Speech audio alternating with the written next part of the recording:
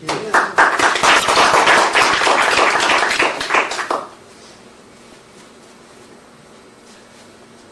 afternoon.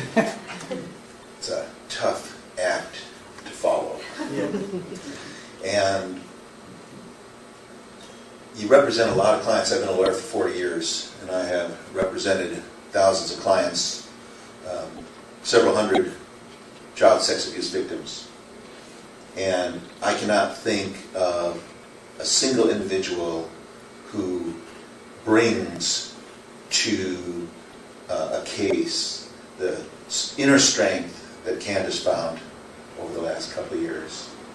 And I find it difficult to say in words how much I admire her strength throughout a very challenging time of a couple of the last 3 years in her life.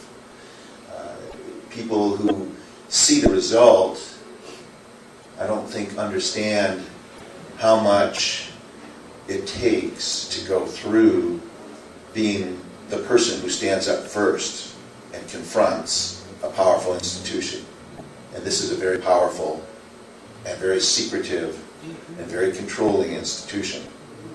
And so, at the end of my career, I'm going to look back and I'm going to say, you know, I had this case, I had that case, but I had Candice Condi.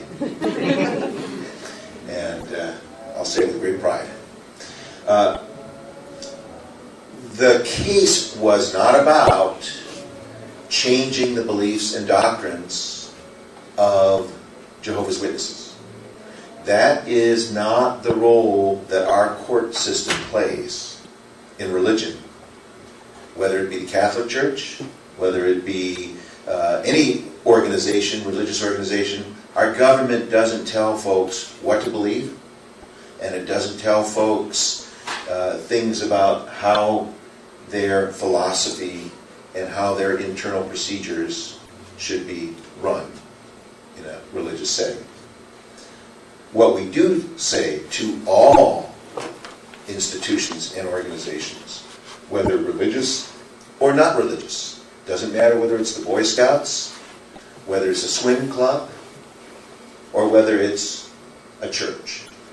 All organizations have the same obligation under the law and are treated the same under the law, and that's the obligation to protect children in activities from sexual abuse by known child offenders.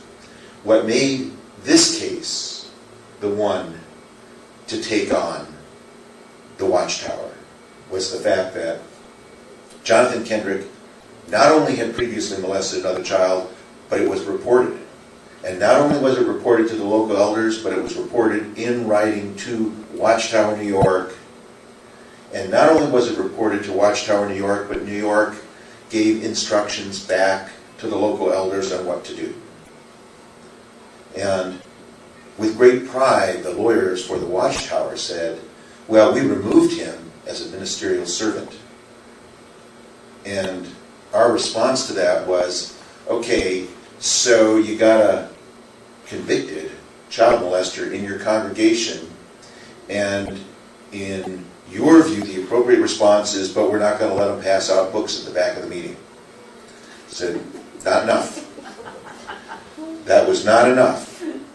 And part of the thing that rankles us about rank and file member, which was the phrase that the Watchtower lawyers used over and over, it's just a rank and file member.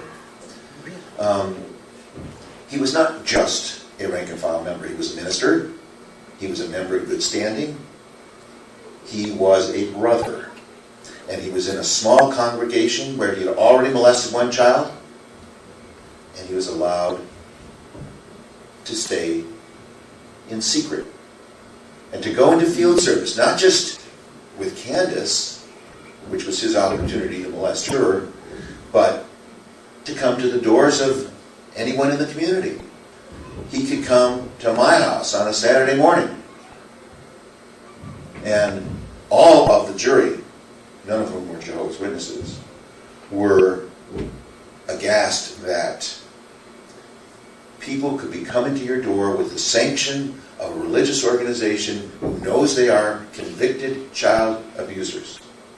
This has nothing to do with religious beliefs. This has everything to do with being responsible citizens in a community where there are children. And that's what this case was about. And that's what a successful case against Watchtower requires.